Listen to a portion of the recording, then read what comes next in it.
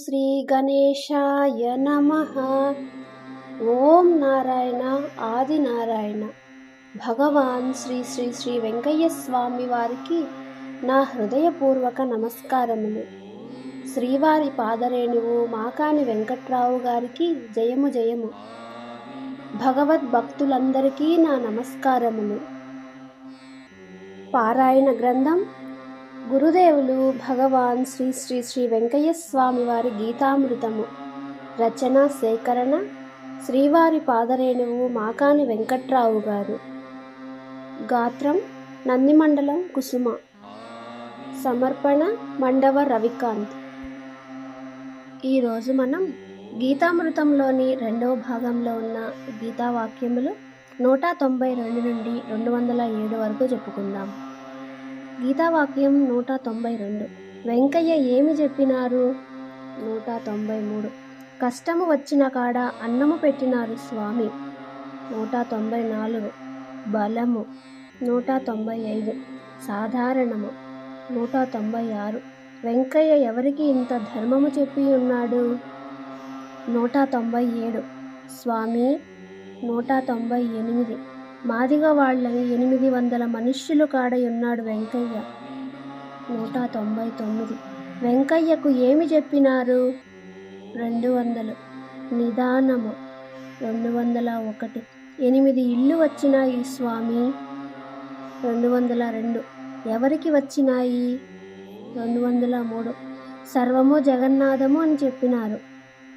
204. మాదిగ వాళ్లకు అన్నం పెట్టండి.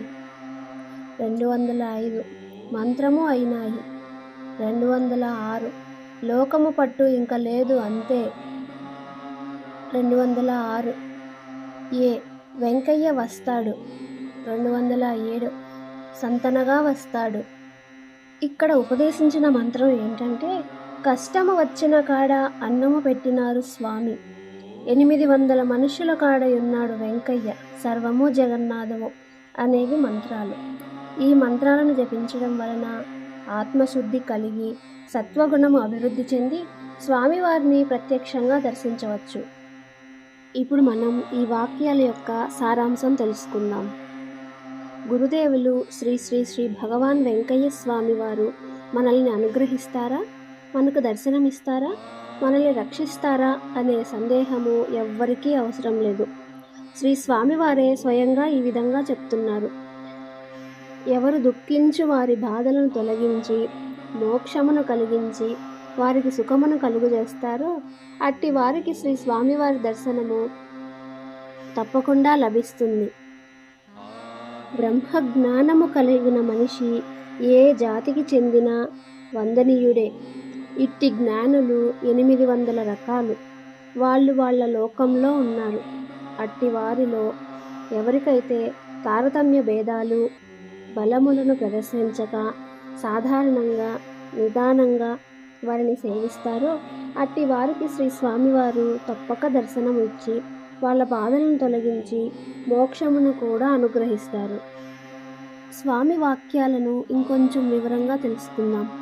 ఎవరైతే కామ, క్రోధ, లోభ, మోహ, మద మాత్సర్యములను, రజోగుణములను, తమోగుణములను పరిత్యజించి సర్వము బ్రహ్మమయము అని గుర్తెరిగి సర్వ ప్రాణకోటికి అన్నము పెట్టి భూతదయ కలిగి ఉంటారో అట్టి వారికి ఆ భూతదయే మంత్రము, ఆ అన్నం పెట్టుటయే మంత్రం.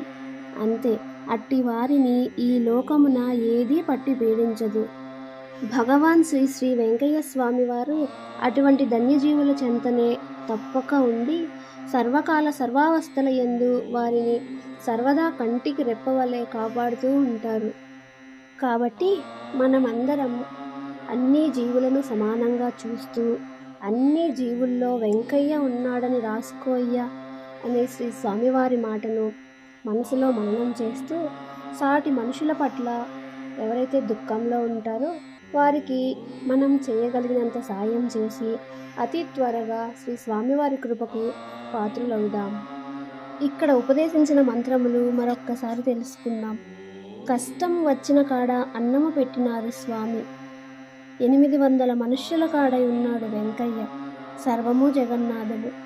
ఈ మంత్రాలను జపించడం వలన ఆత్మశుద్ధి కలిగి సత్వగుణము అభివృద్ధి చెంది స్వామివారిని ప్రత్యక్షంగా దర్శించవచ్చు. శ్రీ స్వామివారి వాక్కులను యథావిధిగా జపించినా కూడా ఈ ఫలితం సిద్ధిస్తుంది. ఓం నారాయణ ఆది నారాయణ. శ్రీవారి పాదరేణువు మాకాని వెంకట్రావు గారికి జయము జయము. రాజాదిరాజ యోగిరాజ పరబ్రహ్మ శ్రీ సచ్చిదానంద సద్గురు శ్రీ వెంకయ్య స్వామి మహారాజుకి జై.